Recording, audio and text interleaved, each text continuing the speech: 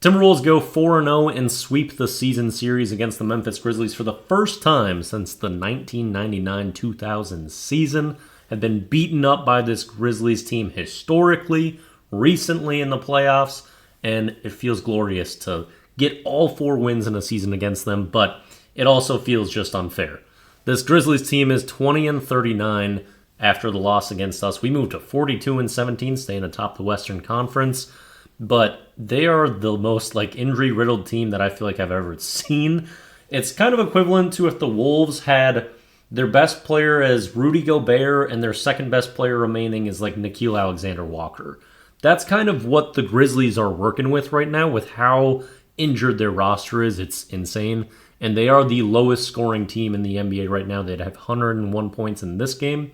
And they were actually scoring the ball very well on us for a lot of that one until the fourth quarter. Well, actually, until late in the third quarter, where Anthony Edwards woke up. He did the Ant thing, where he's like, I just am going to completely flip this game and take over. It's becoming his thing. And, I'm very happy that we have that just get-out-of-jail-free card to use when we want. He's like, Jaren Jackson Jr. is destroying us. He's their center. I don't care. I'll guard him. I'll stop him. And he did. And then he also was surging on the offensive end at the same time. Gets 5 dunks in the second half. 5 dunks is his career high for a game. All of them in the second half. A lot of back cuts. Zaire Williams was fronting him a lot of that game. And I actually didn't like Ant's effort in a lot of times while he was guarding Zaire because he was giving up some alley-oops. He was giving up offensive rebounds, which the Grizzlies were torching us with early on in this game. At one point, they had a 15 offensive rebound advantage over the Wolves. The effort was poor. We had stretches where we were just not helping or protecting the paint on defense. It was a weak Gobert game.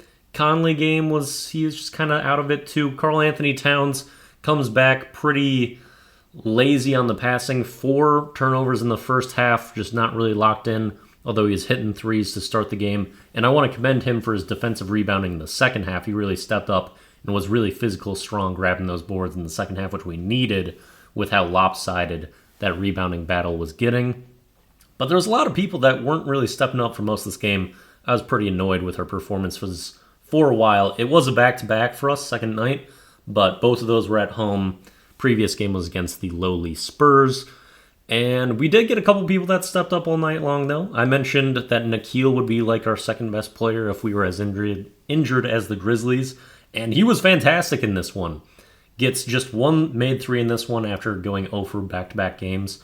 But I really want to just lock in on how much his drives are improving. He's becoming a much better finisher around the rim. I feel like I'm just seeing so many more layups going in for this man. And he's really tuning in his right hand on the left side lands. And that's been wonderful to see continue to progress. It's been so just redeeming to see him develop as he has throughout this season. And he also has 4 blocks in this one. The defense has been spectacular all game long. Jaden McDaniels, I've been harping on a lot how flat he's looked out since All-Star break, as has our entire offense. This was a great Jaden game. We don't have to have it all throughout the game with him because he's our wild card. We just need spurts and punches where you're like, even this guy's giving it to us. And he brings on the defensive end.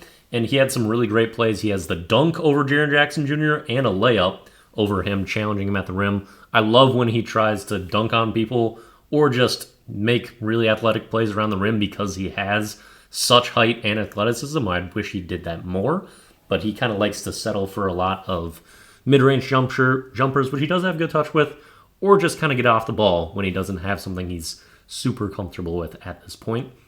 But Jaden was also great defensively, had some vicious chase downs that were so fun, especially the one on Aldama was nasty. Has one to close out the game too in the late stretches. I think that was on Vince Williams.